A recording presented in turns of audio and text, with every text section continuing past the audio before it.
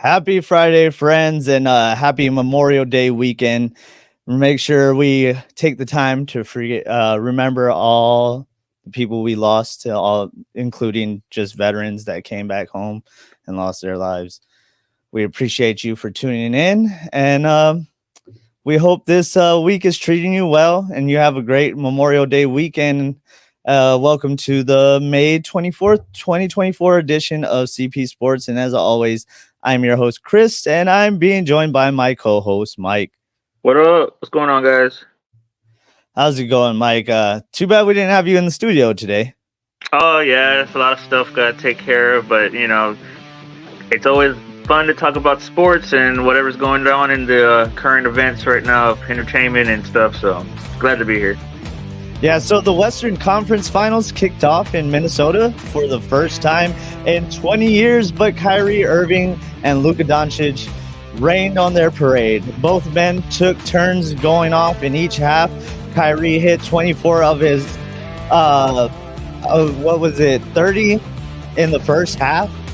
And Luka made 15 of his 33 in the fourth. Just to pull off the late comeback, the Mavericks defense just kept the paint on lock, forcing the Wolves to rely on their three game. And they only made about 18 of 49 as they fell to Dallas 108-105. Pretty good stuff, man. I was expecting a really good game, a lot of back and forth. Mavericks might have not been the favorites yet, but they definitely did steal the home court advantage and took control of the series by getting a 1-0 lead already. Yeah, it seems that Ant ended up waking the sleeping giant in Kyrie after he said, I got Kyrie in game one, and Kyrie was only averaging about 1.6 points in the first quarter per game, and in this case, it was completely different. You could tell Edwards was gassed. He was exhausted guarding Kyrie and then trying to play offense at the same time. I think they need someone else to take Irving because they need Edwards to be more of an offensive threat. And this guy wasn't even running down the court. He was walking sometimes at the end of the game. Yeah. Irving got him good. He got him exhausted. He was gassed. So that's an adjustment they need to make right there, because I think Irving's going to get his points whoever guards him anyway. Don't use Edwards on him. He's got to be somewhere else on the floor. That was something I was going to ask you about. Jaden McDaniels had more success defending Kyrie than Edwards, and of course Ant defended Kyrie in game one, while Edwards took on Luka. And do you think they need to make that change with keeping Ant on Irving, or avoid the possible injury with how physical Luka plays? Sometimes they could have him on there, but I wouldn't have him for the majority of the game on Irving. I think they need to switch off so Edwards doesn't get in that position of being like gassed. McDaniels was doing awesome offensively, having his third straight 20-point game. So we know he can go off. So if he's going to guard Irving, Edwards can just add to that offense. But apparently, Coach Chris Finch of the Wolves said they had silver offense down the stretch. Bad shots, bad turnovers, no composure. He's right, but you think about it, if Dallas made a lot of those open threes that they had in that game, it wouldn't have been as close as it was. Oh, yeah, for sure. I mean, the two-punch combo that Doncic is Irving is it's probably best in the league. They're the reason why they're in the conference finals to begin with. It's going to be a lot of pick and rolls where Irving's just going to be bringing just chaos when he's going to the paint. I think Dallas had like a 62-38 advantage in the paint. Yep. But which did offset their bad shooting because they were 6 for 25. Yeah, exactly. It's something that Dallas is going to be taking advantage of, but when you have Gobert and Towns and Naz Reid, you'd think they would have a better advantage in the paint, but Dallas, with Irving and Doncic just killing him with the pick and roll screens, just having them drop back, it's going to be a nightmare kind of matchup, but as long as Timberwolves adjust to the adjustments, it's going to be probably a long series. Yeah, and then Edwards ended up being like scoreless in the third. It was just bad on the Timberwolves' part completely, dude. I know Edwards did say after the game, quote, Jaden was the only one that came to play tonight, and I think everyone else let him down, end quote. And he couldn't be more right. Yeah, I mean, they let him down. I mean, they had the game. They were on a 10-0 run, but, they just couldn't capitalize at the end. And Dallas has played full 48 minutes and got the win on that. I feel like it's going to go 7, probably. I don't know. Maybe too early to tell. It is a bit early to tell, but with the way that the Mavs are playing, and I don't know. I don't know if I would say 7, maybe 6 or 5 is where I'm leaning towards. But who knows? This is a close matchup. I know the Timberwolves probably are going to take the game tomorrow, which I would expect them to answer back, especially after all that going down with quote unquote calling out Kyrie. Is that tonight? Yeah, it's tonight. Yeah, it is tonight. Why did I say tomorrow? That's the next game. But anyway, don't care about the Celtics anyway. Fine, dude. Yeah. But yeah, man, I don't know. I'm saying I think game 5, but I think the Timberwolves are going to answer back. It's just that this team is more mature. This Dallas team is more mature. They know where they need to be. They're always in their place. Everybody's just firing on all cylinders and hasn't had any problems as of late. And hopefully it stays that way. I know Luka doesn't seem 100%, but he's still getting it in. Hopefully this next game he'll be a little more healed, and we'll see what he can do. But I'm thinking the Timberwolves will end up answering back tonight. Yeah, I'm gonna tune in for sure.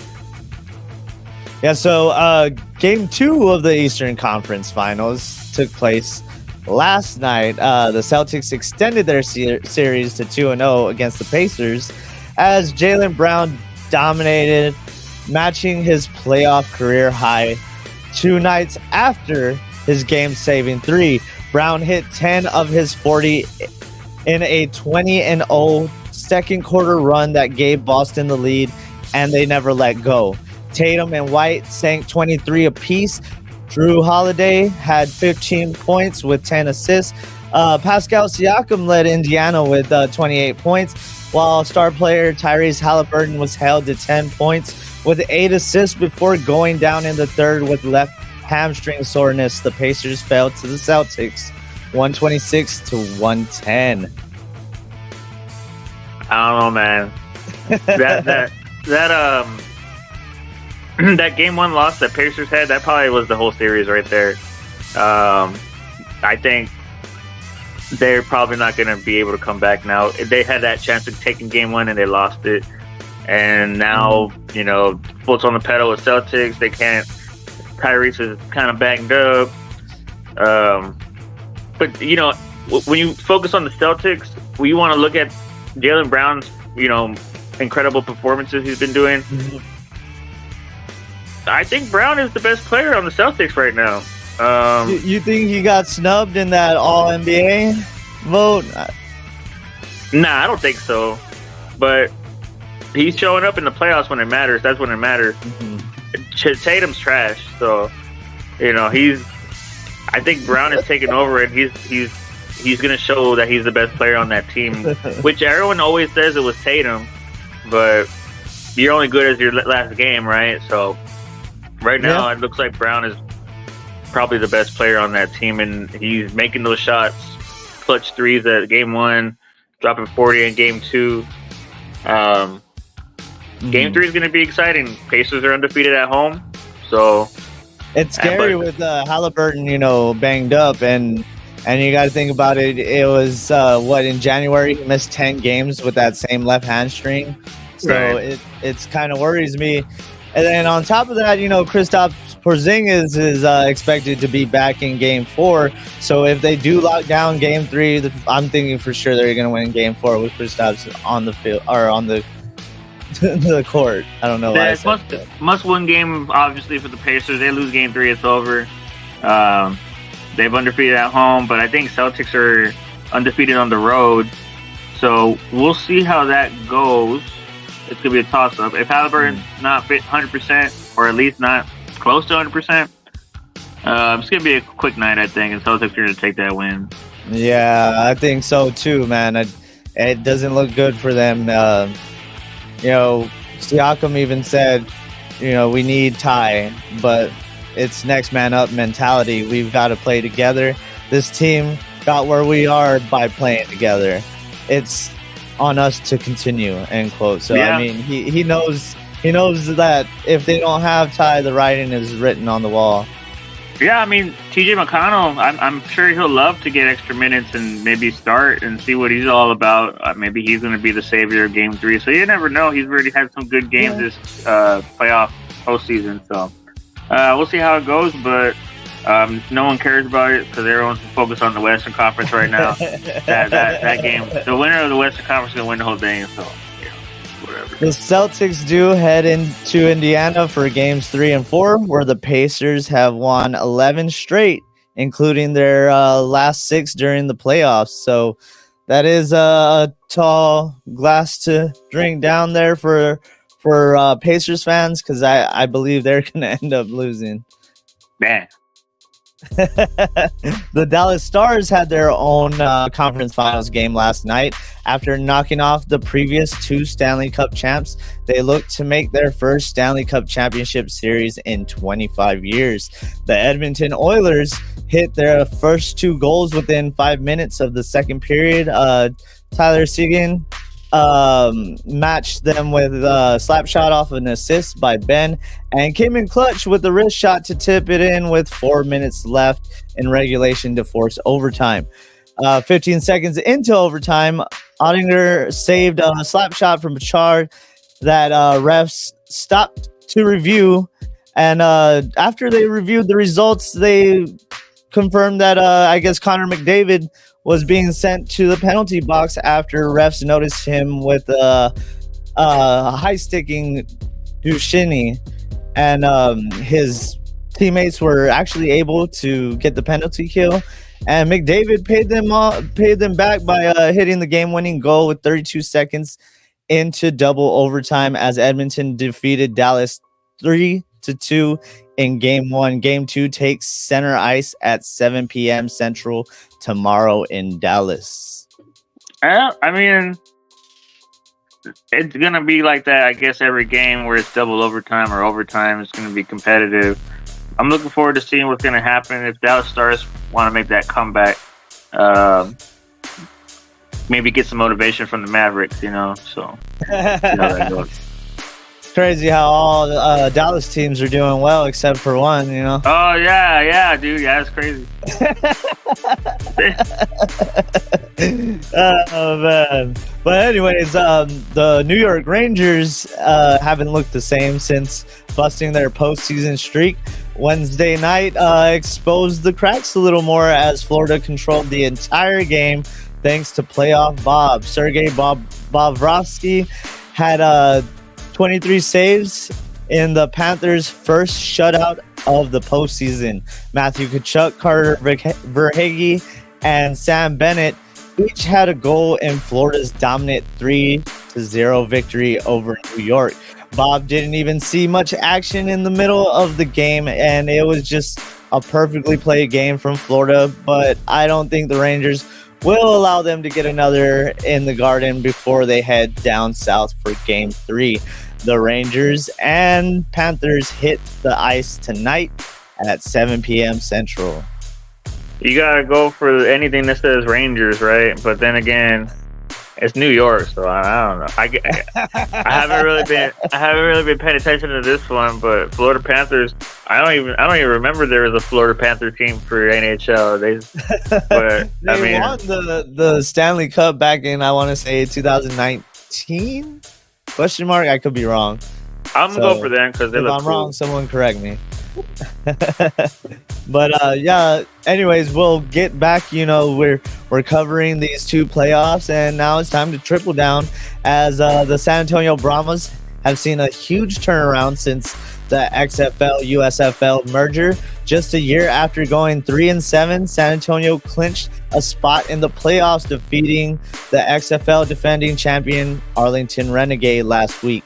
This Saturday, the Brahmas look to end their regular season with more than 3 wins, as they're 6-2 now.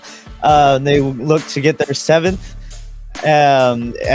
to obtain home field advantage against who is the undefeated USFL defending champ Birmingham Stallions at the Alamo Dome tomorrow at 3 p.m. Oh, it's tomorrow? Man. Hey, they're undefeated for a reason, and they're defending champions too. Yeah, they won whenever it was still split, when the USFL was its own thing. But I mean, they're undefeated, so shoot. I think they have from dating back from last season, 15 straight victories. So Birmingham looks like they're running all cylinders. When it comes to Brahmas, though, they've been battling injuries all year, but they still have a 6-2 record. Looks like Wade Phillips is doing a good job, weathering that storm and finding ways to win them football games. If they're going to beat Birmingham, that's going to be a big indication that, they're ready to take that title. Yeah, I agree. They've been finding ways to win, whether it be massive plays, trick plays, things of that nature. And they've been proving all the naysayers wrong, especially after, a lot of people just thought they were going to just flounder like they did last year. It's good to see them doing well. And I'm excited to see them make the playoffs. Hopefully they get this home field advantage. I'm kind of scared that they might not, facing Birmingham, but they will take on the St. Louis Battlehawks next week in their final game of the regular season, before meeting them again in the XFL Conference Championship, which will take place either June 8th or June 9th. It's still yet to be determined which game will take which slot. The Stallions will face the Michigan Panthers, and that will be for the USFL Conference Championship. Of course, like I said, June 8th or 9th. It just depends on when they decide who to put where. And the inaugural UFL Championship game is slated for June 16th. Sounds like a good time to me. That's what that is. So as we're talking about champions, let's talk about an undisputed champion. As we saw Tyson Fury take on Alexander Usyk. It was a fight that was postponed for millions of times, right? We never thought they would ever fight. Finally, it happened. A showdown between two of the best heavyweights right now, and both undefeated to what do you call that? Undisputed status, right? All the belts. Mm-hmm. So in the beginning of the fight, it looked pretty good, back and forth. Usyk came out real good, started hitting him, Tyson, with a couple clean straights, combos, straight, jab, straight, boom, boom, hook, hook. Fury was a little conservative, playing a little, just countering more, jab, jab, jab, countering, Hey, what did you think about that entrance, though? Which one? Tyson Fury's. Oh, that was he was at the Tokyo Dome, right, in New Japan or something. He had that song, what is it called? Hero? I need a hero. He has some good entrances, man, but it was a good. It was off a lot. It makes it entertaining, though. It was a really good fight. Looked like Fury was trying to get his touch more in the middle rounds. Excuse me, where he was just picking Usyk apart with the jab, counter uppercuts, uppercuts to the body. He was really using his length and his size to just go in and out. Usyk, he intelligently adjusted, though, and he started to just push it a little bit more, mix it up with the body, and then he hit those flurry of shots in the 9th. Yeah, that was after that, Fury got rocked badly in the 9th round. I think it was 14 shots at once, and then he got him rocked. Fury was bouncing around, hobbling, hitting the ropes. He just wouldn't go down. It was crazy. I think that's what they didn't stop the fight because he didn't fall. I think he might have like lost if he fell. Yeah, my brother was saying the same thing because we were watching it. And he was like, I don't get why they didn't stop the fight. I thought they were whenever they stopped it, but that was just counted as a knockdown real quick, and it's he got crazy, man. Fury's got some crazy recovering abilities, man. He can just like get better in an instant. We saw that in the Wilder fight, and now we saw that in the Usyk fight. It looks like he gets damaged so bad in this one, and then boom, he just gets back up like nothing, like in a couple seconds. It's weird, but that's good conditioning right there. For it was a great fight. I called it that Usyk was gonna win 10th round TKO, so I almost had it right. Almost. All right, but yeah, he ended up getting that split decision victory and became the new undisputed champion. And one judge actually scored it for Fury, which was 14-13 or 114 to 113, but he got overruled by the scores of 114 to 113 and 115 to 112 for Usyk. Yeah, it was amazing. It was a good fight. Now I'm glad they're making all these fights. What did you think about Tyson Fury? He did say, quote, "I believe I won the fight, but I'm not going to sit here and cry and make excuses about it," end quote. I mean, I guess that's the best you could do as far as, accepting that fight outcome. He did have, I think, what was it, like a 6-inch reach over Usyk, and I think a 30-something pound weight advantage. So, I mean, I think he's already calling for the rematch, but right now I think he got suspended. I think it was like a medical suspension or something like that. Dang. So he's I didn't see that. Yeah. He keeps. I don't know. The 2-fight deal is. There's a reason why. Okay, I was just trying to kind of let you have your time, but the 2-fight deal is it does have its rematch clause, of course.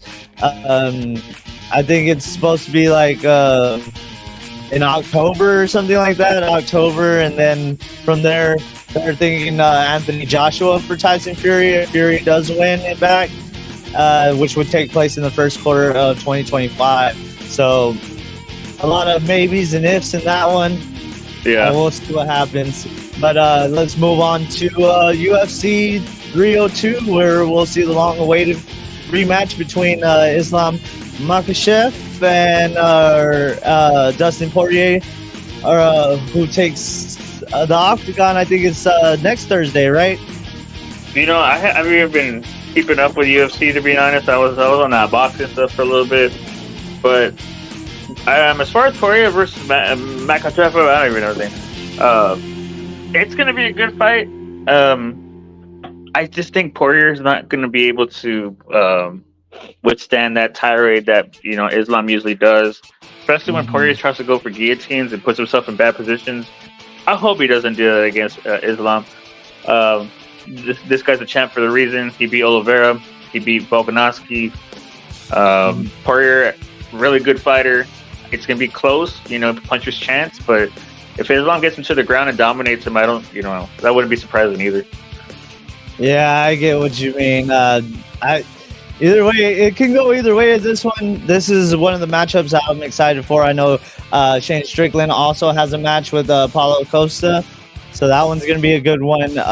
Kevin Holland's always still in this one, but I can't remember who he's fighting. But we will move forward as we're speaking of UFC. One of the most memorable rivalries in UFC history has been revived. Anderson Silva and Sonnen will hit the mat once again. Only this time they will be surrounded by ropes and not a cage as they trade in their MMA gloves for a pair of boxing gloves. Silva teased his career finale earlier this week, which takes place June 15th in his birthplace. Sonnen confirmed on social media saying, quote, "Oh, Anderson, yoo-hoo, it's me again. See you June 15th, end quote." Man, I don't even want to watch this, man. It's probably a cash grab, if anything, but it's going to be funny to see Sonnen do some promos, and I know Brazilians, they love him, so he's going to get a warm welcome as well when he gets into that ring. I mean, I guess I'll watch it, but I don't know. It sounds exciting to me. I mean, we're having one of the best to ever do it in MMA in Anderson Silva, that is finally retiring. Like not only hanging up his MMA gloves, but hanging up the boxing gloves as well. So it's something to behold either way, and it's gonna suck to say goodbye to Anderson Silva after so many years. Yeah, I guess if you put it that way, it's a must-see event then to see him retire from the world of combat sports. So, yeah, I'll tune in. And since we're talking UFC, I guess we'll get into their sister or brother company. I don't know, WWE, as they have Queen and King of the Ring coming up. I know I saw that they merged their 2 live event coordinators, so now they're merging a lot of their positions there to where they're going to work with both UFC and WWE. And then we also saw that they're bringing NXT Battleground to the Apex. So that's a good move that they're doing right there, getting more eyes on NXT, a bigger venue. Shawn Michaels know what he's doing over there. You know what I mean? He's pretty good. Yeah, he has been doing very well over there. There are some characters that I wouldn't necessarily agree with, but he's doing wonders for that promotion. Triple H had it, and he obviously did wonders for it. Now he's on to bigger and better things, doing wonders for the WWE in general. So it's nice to see NXT get its comeuppance finally, and kind of get some recognition, especially being in the just being in the Apex alone is an honor. So it's going to be nice to see what they have in store for Battleground. And I'm going to be tuning in. But we do have Queen and King of the Ring, which also takes place in Saudi, just like the Tyson Fury fight did. So that one's going to be exciting, man. Yeah, I'm excited for it. So there's going to be the undisputed. We didn't know this at first. Just a pre-context. We said it wasn't going to be for any titles because there was no clarification yet. But that same day on SmackDown, they did clarify that the titles would be on the line, as Cody Rhodes expressed interest in becoming a Grand Slam champion, suggesting that both the world title and the U.S. title would be on the line, or the WWE title. I said world title. I'm sorry, but I guess Jake Paul. Damn, I got Tyson and Jake Paul on the brain. Anyway, Logan Paul ended up getting his lawyers to amend the contract and put in that only Cody Rhodes' title was on the line. So now it's only the WWE Championship being defended at the, I would say, probably main event, but I'm not sure. I mean, it's got to be the main event. I mean, the way that Cody and I was gonna say Jake Paul too, was it? the way Cody and Logan Paul have been doing some of this fights, I guess it's been pretty good. At least there's a little bit of a build up to it. Yeah. I still think they're just trying things out with Cody right now. He really doesn't have something solid going on just yet. Yeah, I'm sure they're just trying to just throw stuff out there right now because they're gonna have to wait until I guess Roman comes back, possibly. Yeah, I mean, he's still got a lot of people to face, but I'm not feeling it just yet. I don't know why. There's something missing. He's missing a good villain. Well, I mean, I wouldn't say that. Logan Paul is a good villain, but they didn't really have build up like that until just recently. Moving forward, we do have the women's world championship match as Becky Lynch defends against Liv Morgan. Lynch won the title in Battle Royal after Rhea Ripley was forced to vacate her title due to injury. The injury stemmed from Liv Morgan, who was on her quote-unquote revenge tour. Morgan was last to be eliminated in that Battle Royal, but hasn't taken her eyes off the prize, harassing Becky every step of the way to remain in the championship picture. You know what I think about this matchup? I mean, it's don't like either. It's a substitute match. You know, they have to make a match right now, but with all the injuries and Rhea's gone, and you know they need a big name to hold the belt when they go to Saudi, and you know stuff like that. Like it's gonna be okay match. I think maybe Liv Morgan might win, but you know that's not gonna happen. I don't think so. You don't think Rhea's gonna come back already, do you? I mean, maybe, but it's kind of too early for that, probably. Yeah, I can't remember when she went out or how long it's been or how severe her injury was. But I would imagine that Liv does stay in the championship picture and ends up scrapping with Rhea eventually, would be my guess. Hey, you know what? That's a good idea. I mean, everyone knows it's going to be Liv versus Rhea, you know, eventually. But I just hope that, you know, Becky Lynch goes away.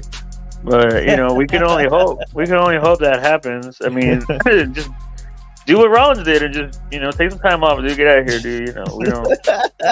Man, maybe get haircuts. That's messed up. We'll move forward to the Intercontinental Championship, which Sami Zayn won off of Gunther, of course, that we saw in what was it, WrestleMania? Yeah, WrestleMania. But he will be taking on Chad Gable and Bronson Reed. This one is kind of weird to me. It seems like Bronson Reed is an unnecessary addition to this match. And honestly, I feel like they fumbled his return push trying to, you know, juggle all the main event status talent they've had recently, especially with all the main storylines that have taken center stage.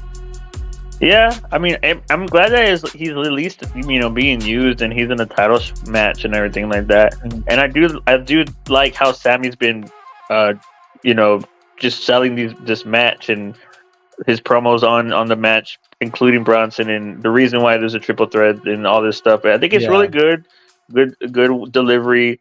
Bronson Reed finally having some sort of, you know, inclusion in title shots, so that's good too.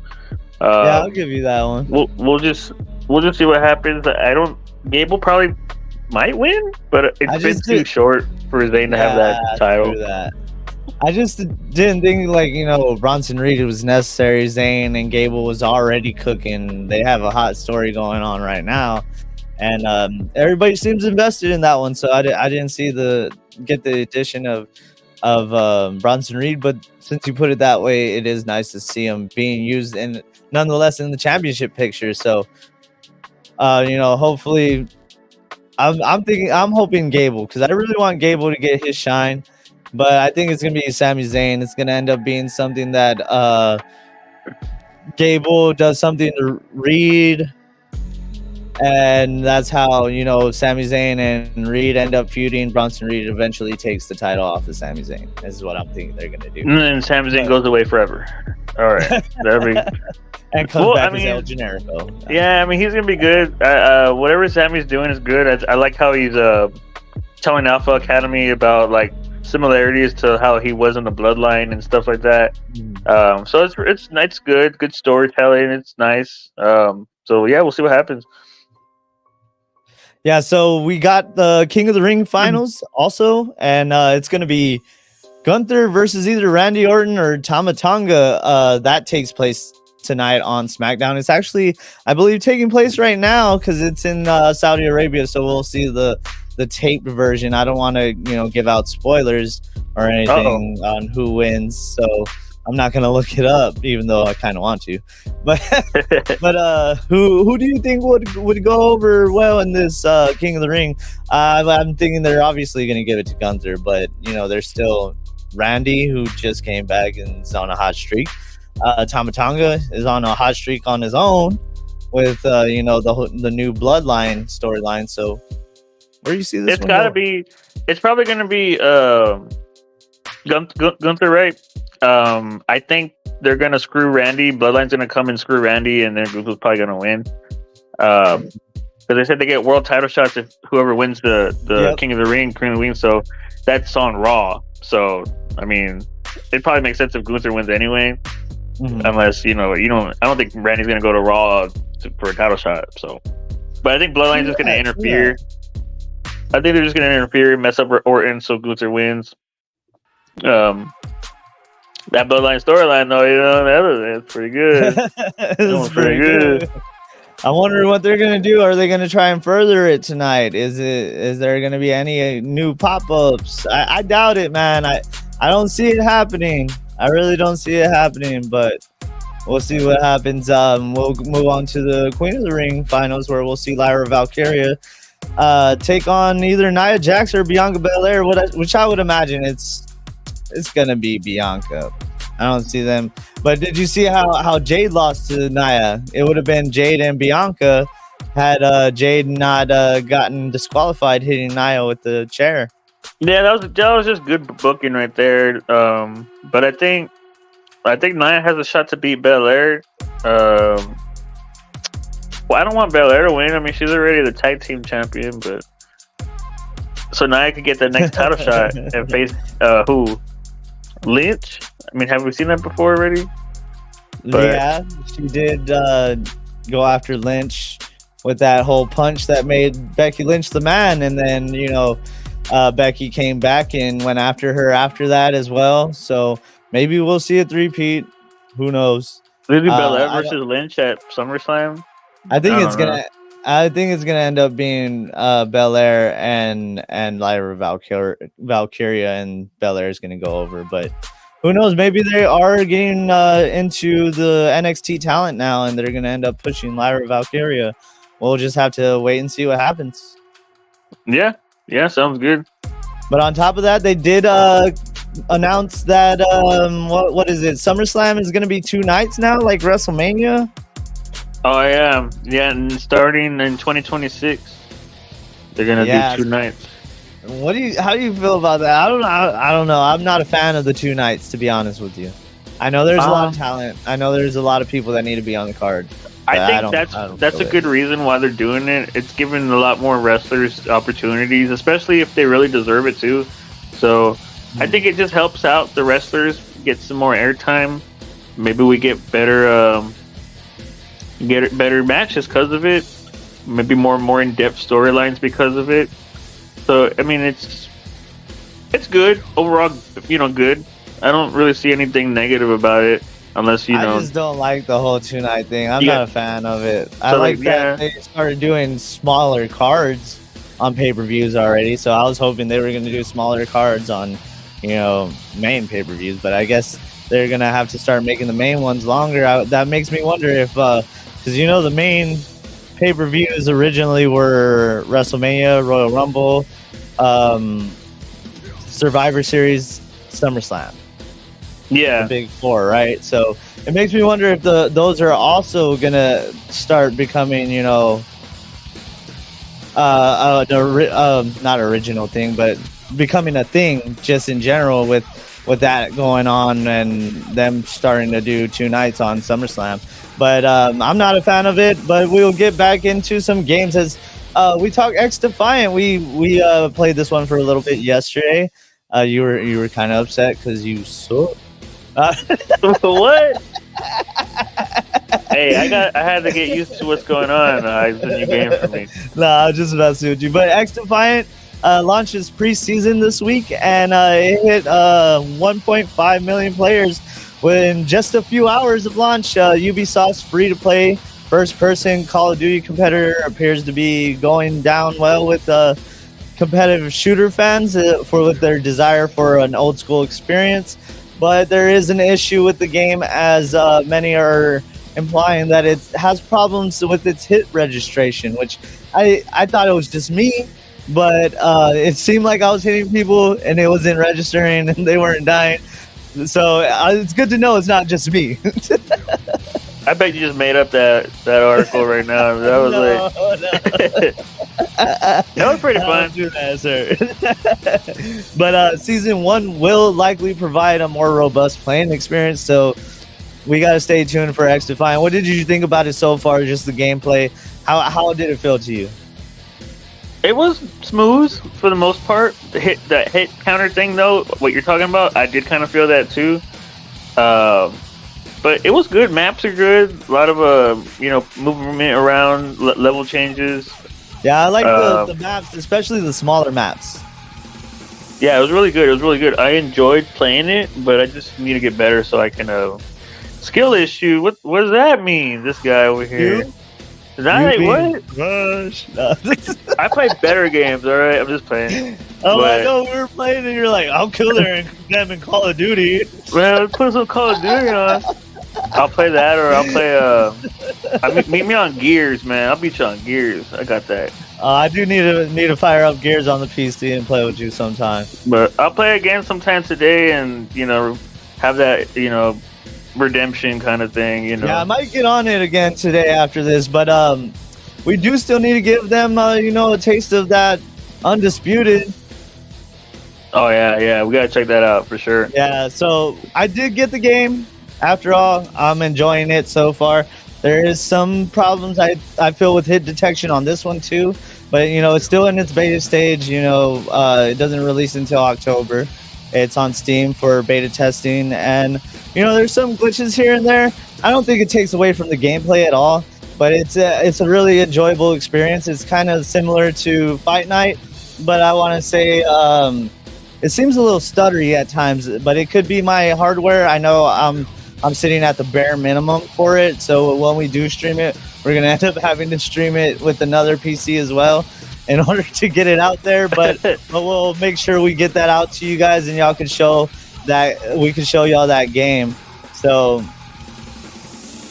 we'll have to let y'all check that one out. And Apex has gotten stale. I heard that about Apex. A lot of people aren't enjoying Apex anymore. Apex was never good. It was always stale. I haven't fired it up. I downloaded it one time just to do it, and then I never ever got around to it. Ended up deleting it to make more space. Yeah, nah. I played it a couple times. It's all right, but yeah, new games are always fun to check out, especially if they're free. So check it out, guys. At XDefiant. Yeah. So Activision are reportedly preparing that Call of Duty Black Ops 6 for release in late October. So many people are excited for that. Of course, Ubisoft is hoping XDefiant.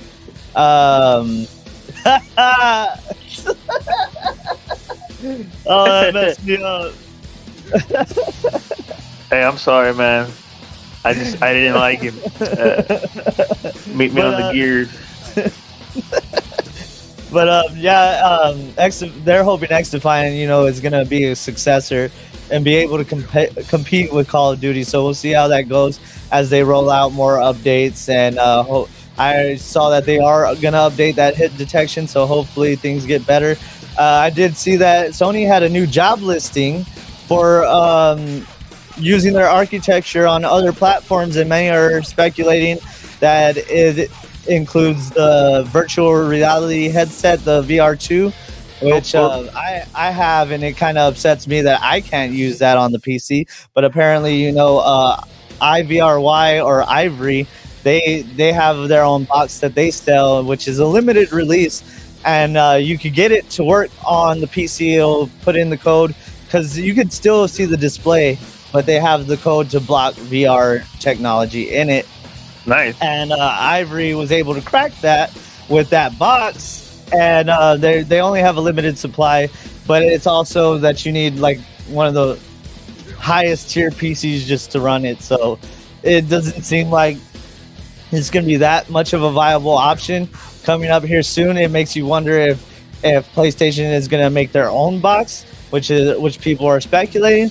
But it's also speculation that there might be PSP, because it said something about mobile that's nice. architecture. So we'll see what happens there.